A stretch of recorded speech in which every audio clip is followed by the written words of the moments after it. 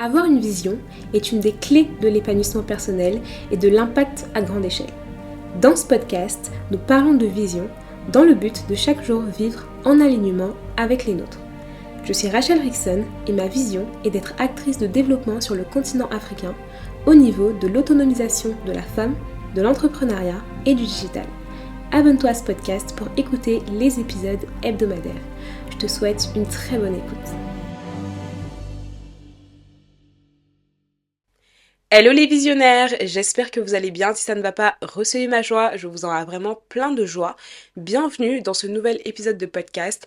Aujourd'hui, nous parlons de vision et résilience. Quel est le rapport entre le fait d'avoir une vision et la résilience? Pourquoi est-ce qu'il faut développer la qualité de la résilience dans le cadre de l'avancement vers sa vision? Donc sans plus tarder, c'est parti. Alors déjà, commençons par une définition de ce qu'est la résilience. La résilience, si je prends une définition un peu générique, c'est la capacité à surmonter les chocs traumatiques. Alors quand j'ai vu cette définition de la résilience, j'étais moi-même étonnée parce que bon, j'ai toujours eu mon idée de ce qu'était la résilience, mais en fait le voir sur des termes aussi clairs dans le dictionnaire, je vous assure que ça fait quand même un choc. En psychologie, la résilience est définie comme l'aptitude d'un individu à se construire et à vivre de manière satisfaisante en dépit de circonstances traumatique. En écologie, la résilience est définie comme la capacité d'un écosystème, d'un biotope ou d'un groupe d'individus à se rétablir après une perturbation extérieure. Enfin, en informatique, la résilience est définie comme la capacité d'un système à continuer à fonctionner, même en cas de panne. Voilà quelques définitions de la résilience. Alors j'ai pris diverses définitions et surtout dans différents domaines. Et je pense que vous voyez qu'il y a une idée générale qui revient.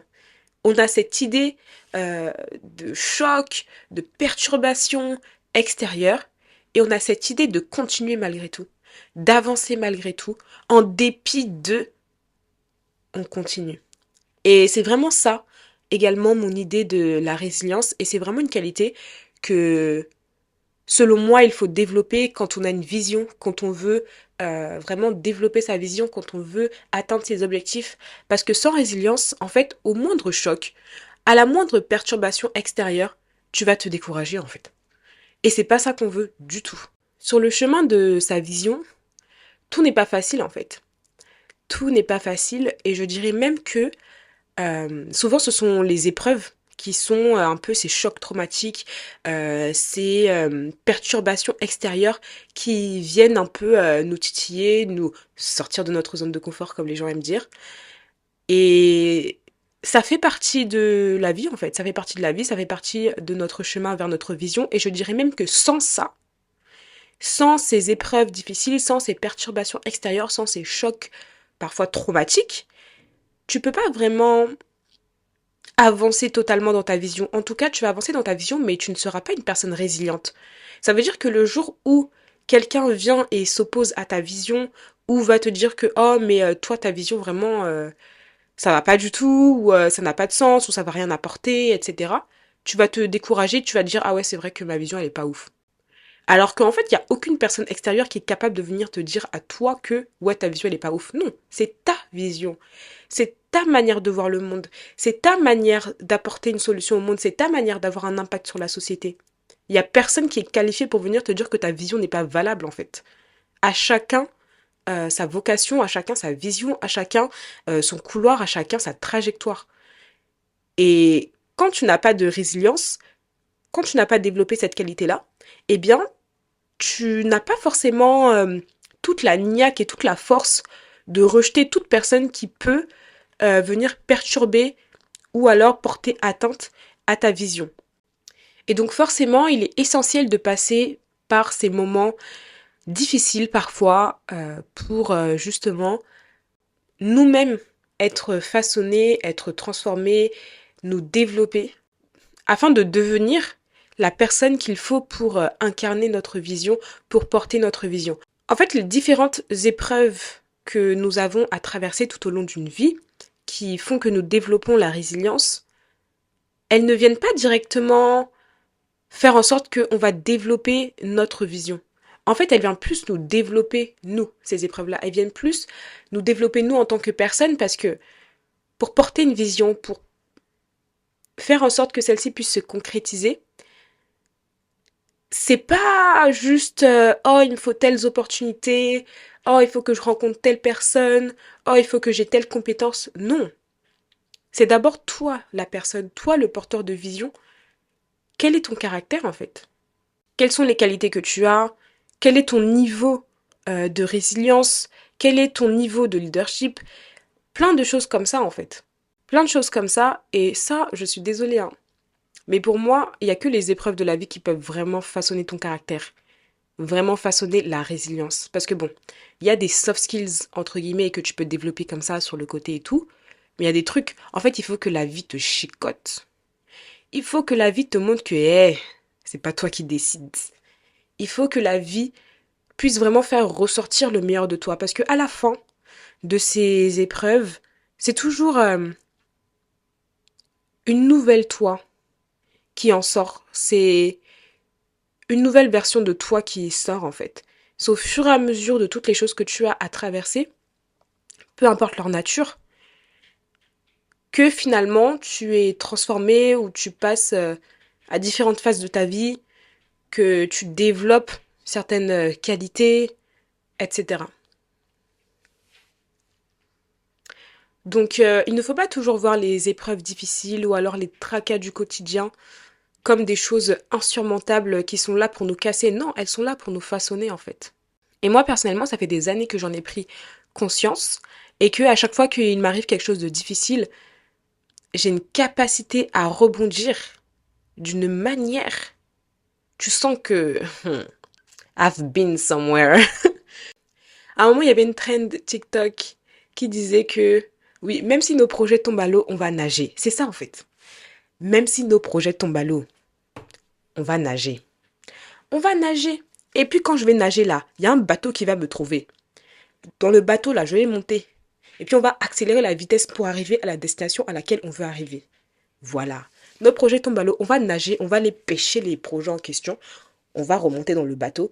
On va accélérer la vitesse. Voilà. C'est ça en fait. Donc peu importe ce qui va m'arriver, ou peu importe ce qui pourrait m'arriver, je sais que je vais faire preuve de résilience. Maintenant, je vais vous parler de quelques épreuves difficiles que j'ai eues à vivre qui m'ont permis de développer la résilience. Premièrement, une des plus grandes épreuves que j'ai eues à vivre dans ma vie, pour moi, c'était le fait de ne pas avoir grandi avec mon père. Alors, ça, c'est pas une épreuve qui, on va dire, fixe, dans le sens, ça arrive une fois dans ta vie, et puis ça provoque un choc, etc. Non, c'est vraiment un truc de au fur et à mesure. C'est quand tu grandis, tu te rends compte que, ah ouais, en fait, j'ai pas mon daron avec moi. Alors, aujourd'hui, j'en rigole, hein. Mais pendant des années, c'était mon sujet sensible. Moi, tu me parles de père, de paternité, de tout ce qui est en rapport avec un père. En fait, je vais pleurer. Je vais pleurer. Et c'est que, il y a quelques années, et quand je vous dis quelques années, c'est moins de 5 ans, hein. C'est qu'il y a quelques années que j'ai vraiment, vraiment guéri de ce trauma-là. Mais sinon, le fait de ne pas avoir grandi avec mon père, pour moi, ça a été une vraie épreuve dans ma vie, en fait. Ça a été une vraie épreuve dans ma vie. Mais je sais que quelque part, ça a forgé une partie de moi. Ça a développé une forme de résilience dans certains domaines. Vous savez que, par exemple, moi, je pense que c'est peut-être pour ça que je suis... je suis pas une personne qui a absolument besoin de validation extérieure pour faire quoi que ce soit. Ou je suis une personne qui peut faire beaucoup de choses seule. Par exemple, dernièrement, je voyais beaucoup de trends sur TikTok, même sur les réseaux sociaux, de oui, solo date. Mais moi, toute ma vie, c'est un solo date, en fait. Toute ma vie, c'est un solo date. Moi, je fais des solo dates avant que même le terme solo date n'existe. Depuis que je suis au lycée, même avant, il y a longtemps que je fais des solo dates. Aujourd'hui, c'est tendance, d'accord. Mais j'ai appris à être toute seule parce que en fait quand tu as vécu le rejet d'un père, alors c'était pas un rejet direct, ça c'est plus ok, j'ai pas vécu avec mon père, etc. Et du coup tu le vis comme un certain rejet finalement psychologiquement. Bon après moi je suis pas psy donc je peux pas vous donner plus de détails, mais je l'ai vécu comme un rejet en fait. Je l'ai vécu comme un rejet. Après, disons que j'avais toujours eu le contact de mon père. Voilà, il a pas coupé les ponts avec moi et tout. J'ai toujours eu son contact. Mais pour moi, le fait de ne pas avoir vécu avec lui, de n'avoir jamais vécu avec lui, euh, c'était vraiment quelque chose de difficile. Et ouais, pendant des années, en fait, ça m'a traumatisée en tant que dans ma construction de jeune femme. Ça a été vraiment un trauma pour moi. C'était un choc traumatique. Mais nous avons surmonté cela parce que nous avons développé la résilience. Et pour moi, hein, de toute ma vie, la personne que j'ai vraiment retenue comme figure paternelle, c'était mon grand-père. Mon grand-père qui m'a transmis beaucoup de choses, beaucoup de qualités, qui a vraiment été là pour moi, c'est lui qui m'aidait à faire mes devoirs quand j'étais petite et c'est grâce à lui que, on va dire aujourd'hui, bon peut-être pas aujourd'hui, mais en tout cas toute ma scolarité jusqu'à cette année. J'ai été toujours une élève assez studieuse, etc. parce que j'avais gardé toutes les habitudes qu'il m'avait transmises euh, par rapport à ça. Et, il avait toujours mis un point d'honneur à l'éducation, à l'école, etc. Quand j'étais en primaire et maternelle au Congo, j'allais dans une école privée qui s'appelait la Plume d'Or. Je sais pas si cette école elle existe toujours, mais je pense que oui.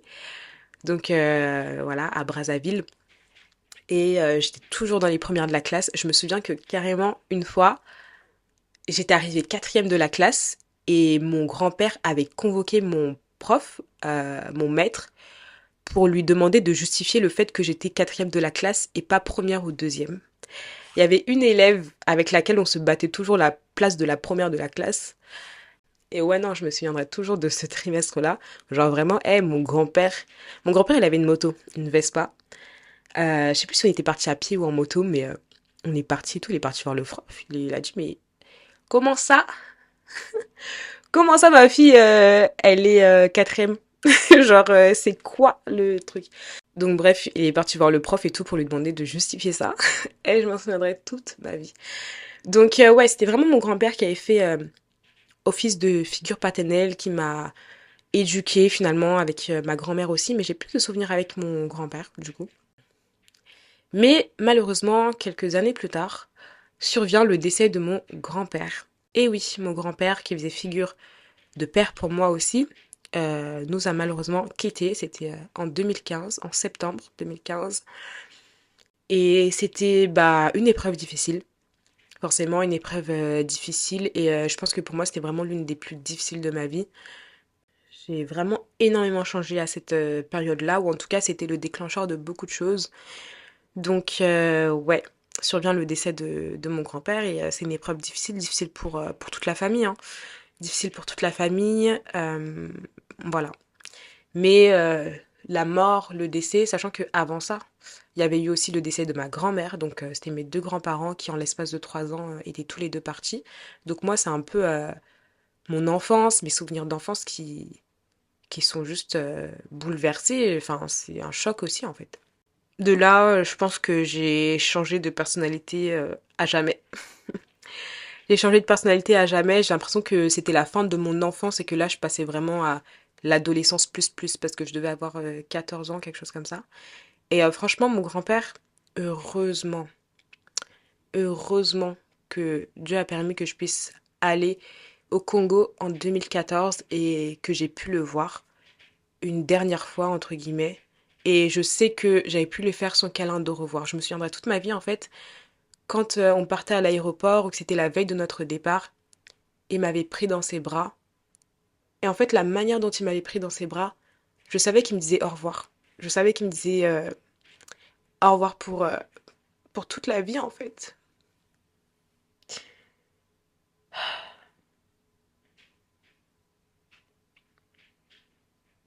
Bref, on va essayer de ne pas pleurer. Mais je savais que la manière dont il m'avait pris dans les bras, c'était vraiment un au revoir. Je m'en souviendrai toute ma vie de son regard, de, de la canne qu'il tenait, de comment il m'avait pris dans les bras et tout. Et voilà. Bref, une épreuve vraiment difficile qui m'a à jamais transformée. Et c'est aussi ça, des fois, la beauté de l'épreuve, c'est que elle te transforme en fait. Elle te transforme. Des fois, ce sont au travers des émotions les plus difficiles. Tu sais, quand tu as tellement mal que ton cœur à l'intérieur de toi se serre. Tu sais, t'as une douleur au milieu de ton torse là. La manière dont ton ventre, ton torse, je sais pas comment expliquer l'endroit là. Ça se serre d'une manière. Genre, tu as tellement, tellement mal. Mais des fois, il faut passer par cette douleur-là pour avancer. Et je sais que maintenant, avec le recul, je sais qu'à chaque fois que je ressens ce serrement-là dans mon cœur à cause d'une quelconque épreuve ou quelque chose qui se passe, je sais que après ça va venir la lumière.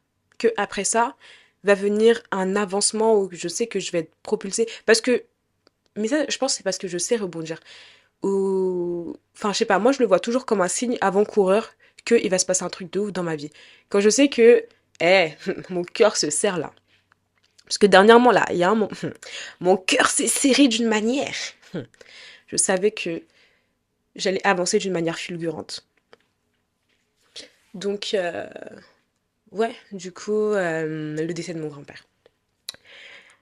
Une autre épreuve que j'ai traversée quand j'étais à la fin de mon collège, c'était l'acné. Alors, pour ceux qui me suivent sur les réseaux sociaux, je pense que vous m'avez toujours connue avec une peau nette. Mais c'était en troisième, ouais, quand j'étais en début troisième, j'avais eu une poussée d'acné, mais laisse tomber, une poussée d'acné. C'est trop dommage que j'ai plus du tout de photos où je vais vraiment essayer de chercher. Mais à un moment, j'avais une poussée d'acné. Je sais pas du tout déjà c'était dû à quoi. Et ouais, non, quand tu vois ton visage, parce que mon visage n'était pas comme ça, enfin, j'ai pas eu de phase où j'avais eu de l'acné avant. Quand tu vois ton visage comme ça te fait mal en fait. Genre, c'est difficile quand tu as un problème lié à ton corps. Déjà, c'est difficile de s'accepter soi-même. Genre, c'est pas inné pour tout le monde d'accepter son corps, d'accepter son physique, etc. Mais alors, en plus de ça, tu rajoutes de l'acné sur ton visage et ton visage que tu vois tous les jours. Et puis, t'as des gens qui viennent et qui te disent: Ah, mais tu as de l'acné, hein. Comme si tu ne te regardais pas dans le miroir tous les matins. Bref. Ça aussi, ça a été une épreuve difficile. Mais comme je le dis, des fois, quand tu passes par une épreuve difficile, ça veut dire qu'il y a un big glow-up qui arrive. Là, aujourd'hui, je peux me permettre de ne pas utiliser des produits anti-boutons, etc. Et j'ai la peau quand même assez nette. Et j'ai la peau quand même assez nette, mais ça n'a pas toujours été comme ça.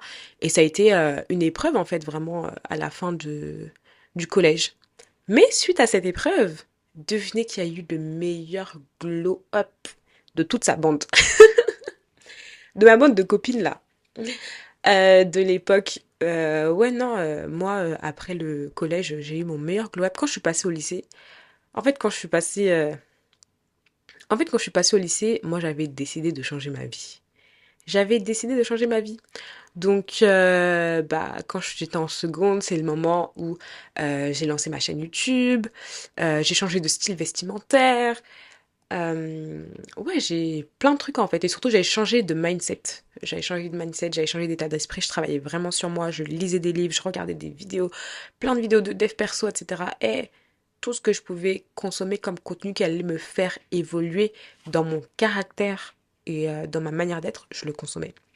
Je le consommais. Et même dans mes projets et tout, c'est là que je m'étais formée au montage vidéo, à la création de contenu, etc. Je m'entraînais. En fait, je faisais que ça. Je m'entraînais, je m'entraînais. Plein de vidéos que je n'ai jamais postées, etc. Et il y a des choses, ça arrive pas comme ça.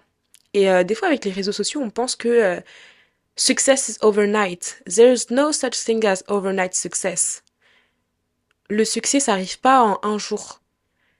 Il n'y a rien qui arrive en un jour en fait. Quand vous avez l'impression qu'une personne elle a réussi rapidement, etc. Le rapidement là, c'est juste la plante qui est sortie de terre. Vous savez, en botanique, il y a des plantes qui demandent des années, des années d'arrosage pour sortir de terre. Par exemple, j'avais appris que la culture du poivre, quand j'ai fait ma formation d'agriculture, j'ai appris que pour faire pousser du poivre et récolter du coup ce qui sert à faire le poivre, il faut au moins 5 ans. 5 ans! C'est-à-dire 5 ans, tu arroses, il n'y a rien qui sort de la terre. Il n'y a rien qui sort. C'est-à-dire toi-même, au bout d'un moment, tu peux te dire, mais attends, est-ce que ces plantes-là n'ont pas un problème? Toi-même, tu vas te poser des questions sur ta vie. Je veux dire, mais comment c'est possible? Tu fais 5 ans, il n'y a rien qui sort de terre.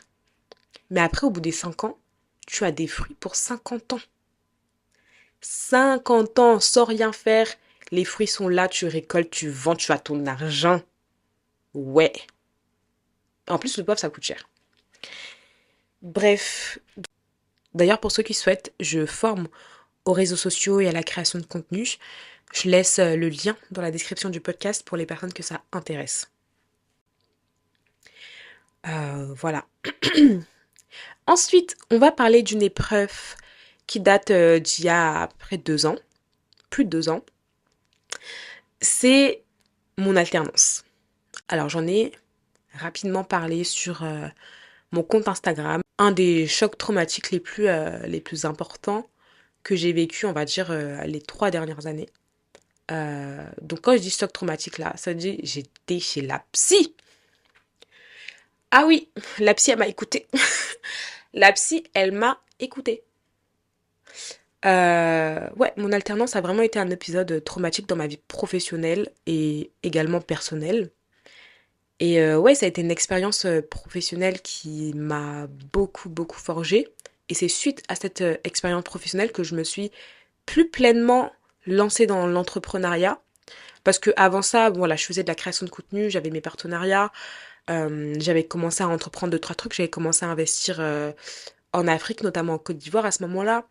Je faisais mes trucs, mais en toute innocence, entre guillemets. Mais après mon alternance, donc cette première expérience professionnelle, dans un cadre salarié, même si j'étais en apprentissage, en fait, ça m'a donné tellement la niaque pour entreprendre, parce que je me suis dit, dans la rue, là, c'est pas bondé. Le monde salarié, je me suis dit, si le monde du travail, c'est ça. Juste déjà, rien que le système du salariat. Le système du salariat, c'est chaud. C'est chaud, ma bé. Le système du salariat, le fait d'échanger son temps contre de l'argent ou d'être enfermé dans un bureau de 9h à 18h. Et encore 9h à 18h, je suis gentille parce que moi, j'étais pas enfermée dans un bureau de 9h à 18h. Les horaires que j'ai pas fait, hein, les heures pas possibles auxquelles j'ai pas quitté mon taf. Mais bref, je ne vais. Voilà, je trouvais déjà que ce système-là, c'était compliqué et que ça n'allait pas en fait avec ma personnalité. Et de toute façon, moi, j'ai un esprit voilà très entrepreneurial, très créatif, très libre. Donc, ça fait que je sais que je peux pas être enfermée dans une boîte très très longtemps. Enfermée dans une boîte dans tous les sens du terme. Autant dans une boîte comme dans une entreprise, autant dans une boîte comme on me met des limites qu'on n'a pas à m'imposer en fait. Tu vois, genre moi Rachel, attends, tu vas lire l'heure. Moi Rachel, tu veux me limiter dans mes projets, tu vas lire l'heure. Donc bref, c'était vraiment une expérience qui a créé un tel traumatisme que je me suis dit, mais en fait, je me suis pas dit de manière consciente que ouais, je vais développer mes entreprises, etc. Mais en fait, ça m'a donné encore plus de détermination pour les projets entrepreneuriaux que j'avais. Et dites-vous que c'est vraiment peu de temps après avoir quitté mon poste, c'était en avril, que j'ai bossé à fond sur le développement des intentionnels, parce que du coup, les intentionnels, on a lancé la promo en juillet 2022, la première promo en juillet 2022, mais c'était depuis mai que je faisais des full sessions de travail sur ça. Je dormais pas la nuit. Je ne dormais pas la nuit, je bossais sur les intentionnels.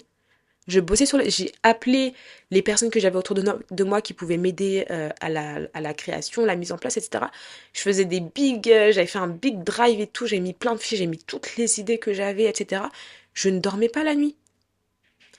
Pareil, c'est à ce moment-là aussi que j'ai relancé mon agence de communication. Et pareil, je dormais pas. Et ça, je parle autant au sens propre qu'au sens figuré. Et ouais, je pense que le fait d'avoir vécu un choc si grand, ça a été un carburant quelque part aussi pour vraiment me concentrer sur l'entrepreneuriat. Autant parce que je savais que via l'entrepreneuriat, j'allais pas être limitée, je pouvais faire un petit peu ce que je souhaitais faire, je pouvais développer des choses vraiment par rapport à ma vision personnelle, mais aussi parce que tu peux pas dépendre d'une seule source de revenus en fait. Vraiment, parce qu'en fait, ce qui s'était passé, c'est que j'entreprenais déjà avant. Mais on va dire que dans mon cadre salarial, on a, on m'a fait comprendre que, en gros, je pouvais pas avoir mes projets à côté, alors que pourtant on m'avait embauché parce que j'avais un état d'esprit entrepreneurial. Non, mais on fait comprendre que, ouais, en gros, tu peux pas avoir tes projets à côté. Et vous voyez, dans ma tête, j'ai quelle image? J'ai l'image de quelqu'un qui a une table devant lui là et qui renverse la table. Et j'ai renversé la table. Je suis partie, j'ai renversé la table. Et bref, ça m'a donné encore plus de niaque pour développer mes propres projets en fait. Pas juste dans une démarche de ouais, moi je veux pas avoir de patron dans ma vie, je travaille que pour moi. Parce que des fois, quand on vend l'entrepreneuriat, les gens ils aiment bien dire ça. Oui, si toi aussi tu veux pas travailler pour quelqu'un, c'est pas mauvais. Travailler pour quelqu'un, c'est pas mauvais parce que malgré tout, au milieu de tout ça, j'ai quand même appris des choses professionnelles et surtout je me suis rendu compte que ah mais si c'est ça gérer une entreprise, si c'est ça gérer une entreprise parce que du coup j'étais près des gérants, des dirigeants de cette entreprise-là. Je dis si c'est ça gérer une entreprise, moi aussi je peux gérer une entreprise. C'est pas compliqué. Je vais faire et je vais même faire mieux. Donc bref, un choc traumatique important dit un glow-up important. Et donc, depuis, bah, moi, j'ai développé les intentionnels, j'ai développé mon agence, après, je suis allée vivre au Sénégal, etc. Tout ça jusqu'à aujourd'hui, je continue de développer mes activités. Je vis entre Paris et le Sénégal et l'Afrique, on va dire, de manière générale. Je continue mes investissements et I got better. I really, really got better. J'ai tellement tourné la page, j'ai tellement glow que aujourd'hui, c'est pas que ça me fait plus rien, si ça me fait plus rien, mais aujourd'hui, j'ai la force, on va dire, de contester tout ce qui s'était passé de manière juridique, parce que du coup, enfin de manière judiciaire, parce que du coup, à l'époque, en fait, je voulais tellement oublier tout ce qui s'était passé que inconsciemment, je pense que c'est ça qui a été un petit peu le déclencheur de mon départ au Sénégal, parce que bon, je sais que j'ai toujours voulu vivre en Afrique et tout. Mais je pense que ça a vraiment été le déclencheur de... je me suis dit, oh non, mais en fait, je me tire au Sénégal. Ouais, je déménage au Sénégal. Parce que quelque part, je voulais un peu fuir ce qui s'était passé. J'ai tout fait à Paris. Genre vraiment, j'étais à Paris, j'ai tout fait. Genre le style de vie parisien, là... bref, je pouvais plus. Donc du coup, je suis partie. Ça a fait du bien à ma santé mentale, ça a fait du bien à tous les autres aspects de ma vie. Genre vraiment, je suis plus du tout la même personne. Je ne suis plus du tout la même personne. Et mieux encore, je suis toujours en constante évolution pour aller mieux, faire mieux, toujours évoluer en fait. Et j'ai hâte de voir ce que Dieu me réserve pour cette année. Donc voilà. Et puis de manière générale, les choses qui peuvent aussi construire notre résilience, ce sont les petits bobos du quotidien. Premièrement, déjà, cette journée-là, on devrait rendre un devoir en groupe. Donc moi, je suis en école de communication et on fait beaucoup de travaux de groupe.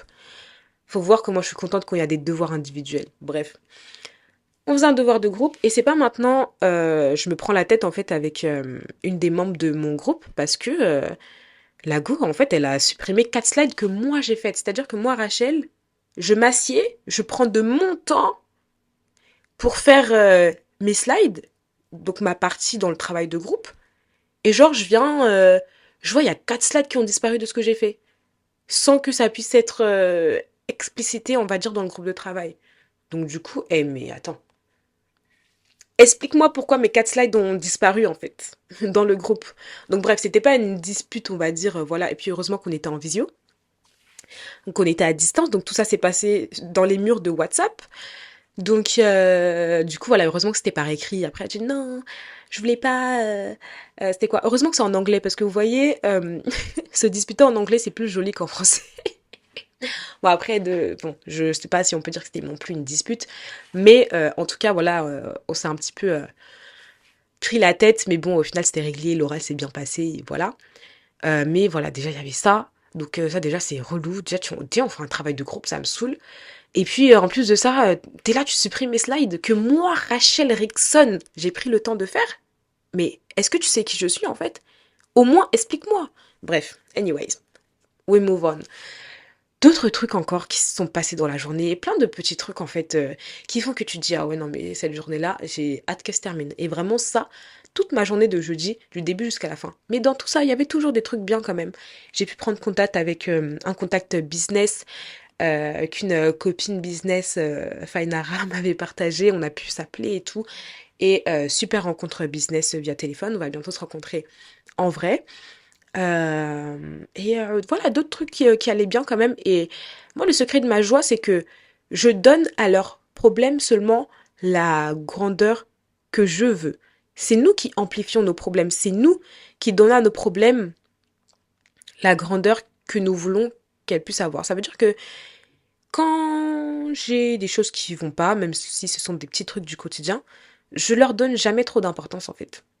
Et je me concentre toujours sur ce qui va bien dans ma vie. Et je reste toujours dans une attitude de gratitude. Et ça, je l'ai développé au fur et à mesure des années. Et c'est pour ça que j'aime bien vous dire recevez ma joie. Parce que malgré dans tout ça là, j'étais dans ma voiture en train de enjoy ma musique. Et puis je suis rentrée chez moi. Donc bref, voilà. Même dans les petits bobos du quotidien, restez positif, plein de gratitude. L'essentiel, c'est que votre souffle de vie ait été renouvelé et que vous avez la force de continuer pour toujours marcher vers votre vision. Parce que sachez que le chemin vers votre vision ne sera pas facile, il sera semé d'épreuves.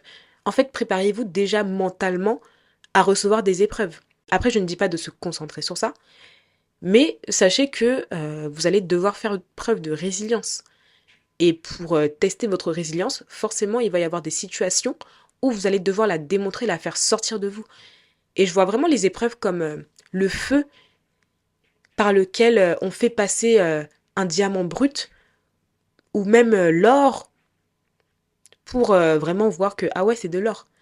Pour tester l'or là, on fait passer l'or par le feu. Toi aussi, on va te faire passer par le feu parce que je crois que tu es aussi précieux, même plus précieux que l'or et les diamants. Et on doit voir les belles qualités que tu as. Et c'est par les épreuves. Le monde est fait ainsi. Donc c'est à nous de nous adapter, d'affronter tout ce qu'on a affronté. Et puis persévérer jusqu'à accomplir notre vision. Merci d'avoir écouté cet épisode de podcast. Je vous dis à très bientôt. Merci infiniment d'avoir écouté cet épisode de podcast. Je t'invite à laisser un commentaire, une note et bien sûr à t'abonner pour ne pas manquer les prochains épisodes. À bientôt!